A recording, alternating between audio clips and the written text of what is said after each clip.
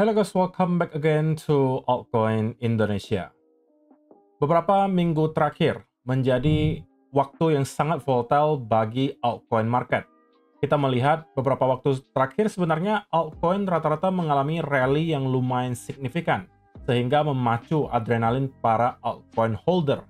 Sebelum pada akhirnya kita melihat beberapa hari terakhir terjadi sell-off yang lumayan signifikan.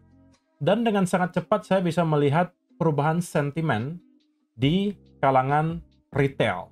Karena komentar dari beberapa video terbaru mengenai altcoin, dan saya lihat ini across several media sosial gitu ya. Ketika ada orang yang membahas soal altcoin, kebanyakan sudah cenderung kembali dalam keadaan yang pesimis dan menyatakan bahwa ini sudah merupakan top dari rally altcoin beberapa minggu terakhir. Nah, di video hari ini teman-teman, kita bakalan bahas apakah itu benar. Apakah rally dari altcoin itu telah usai? Apakah kita akan kembali membuat lower low baru sama seperti apa yang kita lihat terjadi selama 1,5 tahun terakhir? Ketika kita melihat ada pump selama beberapa minggu, itu selalu diikuti oleh sell off dan pembentukan lower low baru. Di sini tentunya kita tidak hanya akan bahas dari segi price action, tapi kita juga bahas secara data, secara statistik. Probabilitasnya apakah lebih besar bahwa kita telah menemukan local top atau masih ada ruang bagi altcoin untuk bergerak. Jadi pastikan kalian stay tune terus sampai akhir video. Nah, sebenarnya teman-teman, kalau kita melihat ya hari ini, ada kejadian yang cukup unik dan mungkin tidak terlalu sering kita lihat terjadi beberapa waktu terakhir. Yaitu adalah Bitcoin mengalami penurunan yang lumayan signifikan sebenarnya, sempat drop ke kurang lebih area $115.000, dan Ethereum dan kawan-kawan itu justru bertahan dengan cukup baik. Membuat Bitcoin dominance hari ini itu justru mengalami penurunan. Meskipun Bitcoin dropnya cukup signifikan, tapi itu rupanya tidak menggetarkan gitu ya, tidak menggetarkan para altcoin holder untuk melakukan panic selling terlalu dalam.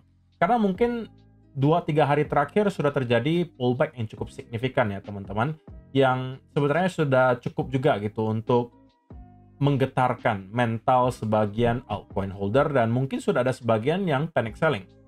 Nah, tapi apakah benar bahwa kita sudah menemukan local top kali ini? Kita langsung aja masuk ke beberapa data yang ada.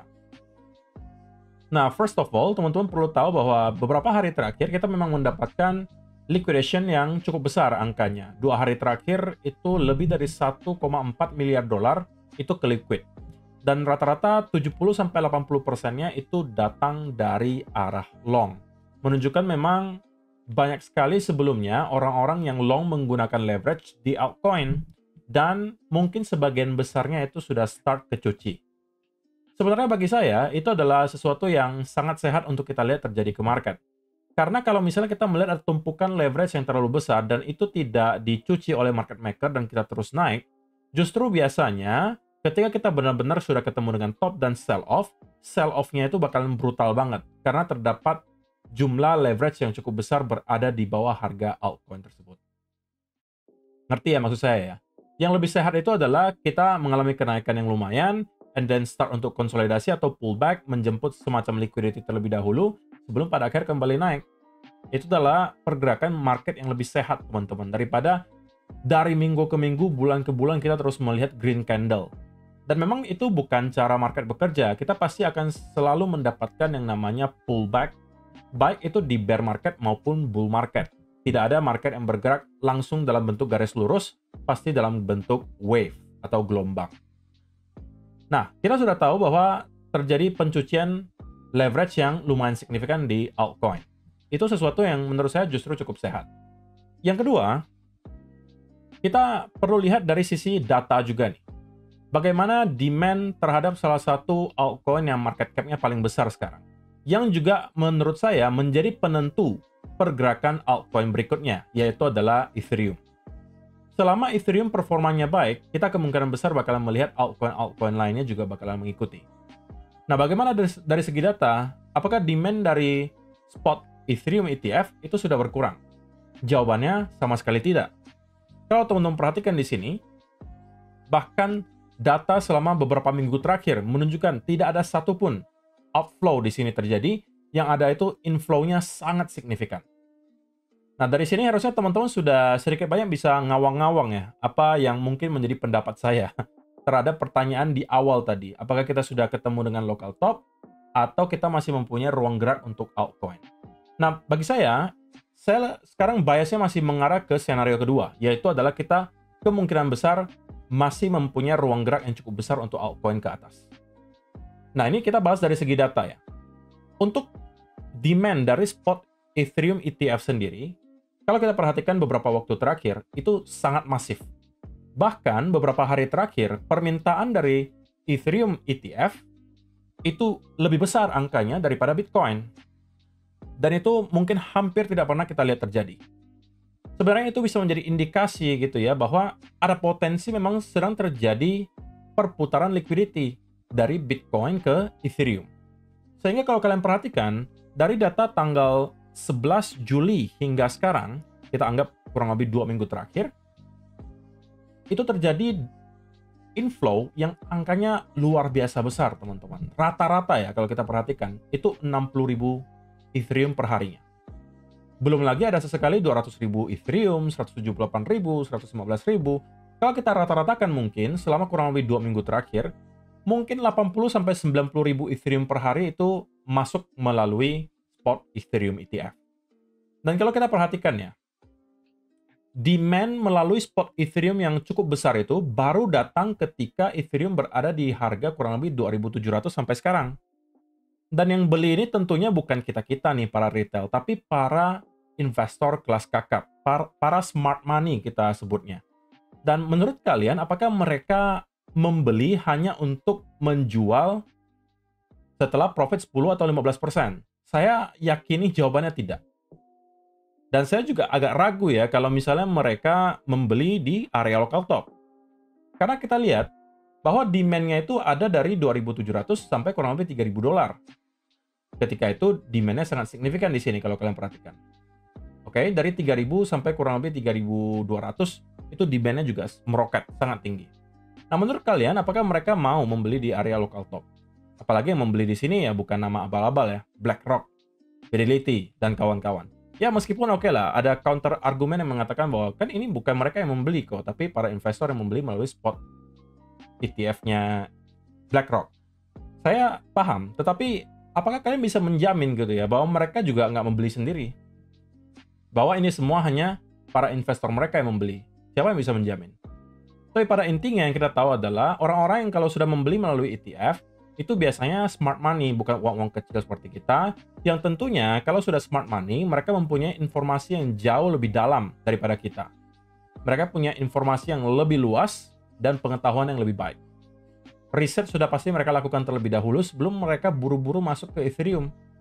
Dan saya yakin mereka tidak akan mau membeli kalau misalnya Ethereum hanya mempunyai potensi kenaikan 10-20%. Buat apa gitu? Kalau 10-20% mending beliin ke Bitcoin aja. Dan tinggal menunggu waktu, kita pasti akan melihat terjadi kenaikan 10-20%. Jadi itu data pertama yang menurut saya menunjukkan indikasi bahwa skenario kedua itu lebih likely terjadi, yaitu adalah kita melihat altcoin kemungkinan masih akan merangkak naik ke atas dari harga sekarang. Nah berikutnya, kalau kita perhatikan dari sisi data altcoin season index juga, ada satu hal yang mungkin teman-teman perlu ketahui. Ini adalah sebuah pattern gitu ya. Setiap kali kita mendapatkan ada some type of mini altcoin season, kita sebenarnya bukan baru kali ini teman-teman mendapatkan yang namanya penurunan Bitcoin dominance yang cukup signifikan. Pernah terjadi juga sebelumnya, itu di mana? Di sini. Kemudian di sini. Ya, kurang lebih di sini. Kemudian kurang lebih di sini. Itu adalah 2-3 kali sebelumnya di mana kita melihat Bitcoin dominance itu mendapatkan drop yang lumayan signifikan atau at least konsolidasi yang cukup berkepanjangan. Yang di sini adalah konsolidasi, yang kedua di sini adalah drop. Nah, kita coba lihat bagaimana data altcoin season index jika dibandingkan dengan data Bitcoin dominance di sini. Kalau misalnya kita perhatikan yang terakhir di bulan November tahun 2024, kita mendapatkan drop kan sampai kurang lebih ya anggap Desember sampai awal Januari. Apa yang terjadi di chart altcoin season index? Kita melihat altcoin season index itu hit sampai ke kurang lebih 86. Itu di bulan Desember tahun 2024 kemarin. Dan itu menjadi salah satu angka yang cukup tinggi. Kalau misalnya kita sudah masuk 80 sampai 100 di altcoin season index, itu biasanya sudah masuk ke ranah greed. Oke, kalau sekali mungkin cuma kebetulan ya. Kita lihat yang sebelumnya lagi. Altcoin season index ketika Bitcoin dominance drop di bulan Desember tahun 2023 kemarin sampai dengan Januari tahun 2024. Apa yang terjadi? Kita juga melihat di sini bahwa altcoin season index itu menyentuh ke kurang lebih angka 80-an, teman-teman. Bahkan sedikit harusnya break sedikit di atas 80 ya. Sebelum pada akhirnya kita start untuk kembali drop. Sama juga dengan yang teman-teman bisa lihat di tahun 2022, bulan Agustus. Gitu ya. Kalau kita perhatikan ya. Ini kalau di sini kita lihat akhir dari sell off Bitcoin dominance itu ada di bulan September, Agustus atau September tahun 2022, ya kan? Agustus atau September tahun 2022. Apa yang terjadi di sana? Nah, lagi-lagi kita melihat altcoin season index itu hit sampai bahkan angka 92. Jadi apa yang mau saya sampaikan dengan perbandingan yang barusan, teman-teman, adalah bahwa setiap kali kita melihat Bitcoin dominance itu mengalami drop yang lumayan signifikan atau at least konsolidasi yang berkepanjangan, biasanya selalu akan diakhiri oleh altcoin season index yang minimal hit ke angka 80. Oke, kalaupun itu akan terulang kali ini, maka kita bisa simpulkan bahwa ruang gerak bagi altcoin itu masih ada. Kenapa? Karena terakhir kali kita melihat altcoin season index itu hit top, itu baru nyentuh ke angka 59. Masih jauh dari angka 80. Dan 3 kali sebelumnya, ketika kita melihat ada some type of penurunan di Bitcoin dominance, atau kita sebut mungkin mini altcoin season, kita selalu mendapatkan altcoin season index yang menyentuh minimal ke angka 80. Jadi sudah ada 2 data sekaligus yang memberikan indikasi bahwa harusnya kita masih akan bisa melihat altcoin itu bergerak naik ke atas dari sini. Dan apa yang kita lihat selama beberapa hari terakhir, menurut saya pribadi juga, cenderung hanya merupakan sebuah pullback yang sehat. Tapi kalau dari segi data saja mungkin teman-teman kurang percaya, pengennya mungkin kita bahas dari sisi chart. Oke, kita bakalan bahas dari sisi chart. Satu hal menarik juga yang mungkin teman-teman lewatkan adalah, kita sudah lama banget gitu ya, nggak ngelihat Bitcoin dominance di weekly chart itu closing 4 kali berturut-turut dalam keadaan merah. Artinya 1 bulan full kita melihat Bitcoin dominance itu drop. Kapan terakhir kali hal itu terjadi? Kita mungkin harus cari sampai bertahun-tahun yang lalu, teman-teman, untuk melihat 4 candle berturut-turut di weekly berwarna merah. Saya rasa di sini. Ini pun 3. Nah, di sini 4 nih. 1, 2, 3, 4. Nah, setelah kalau kita lihat, teman-teman, setiap kali ya Bitcoin dominance itu drop 4 kali berturut-turut dalam keadaan merah, itu biasanya akan terjadi pelanjutan arah. Buktinya di mana? Oke, di sini. 1, 2, 3, 4. Sisanya kita terus drop. Oke? Kita mungkin harus cari lagi sampai ke belakang. Nah, di sini. 1, 2, 3, 4. And then kita langsung lanjut drop lagi. Ya kan? 1, 2, 3. Ini cuma 3 doang. Di sini juga sama. 1, 2, 3, 4. Dan kita langsung lanjut drop.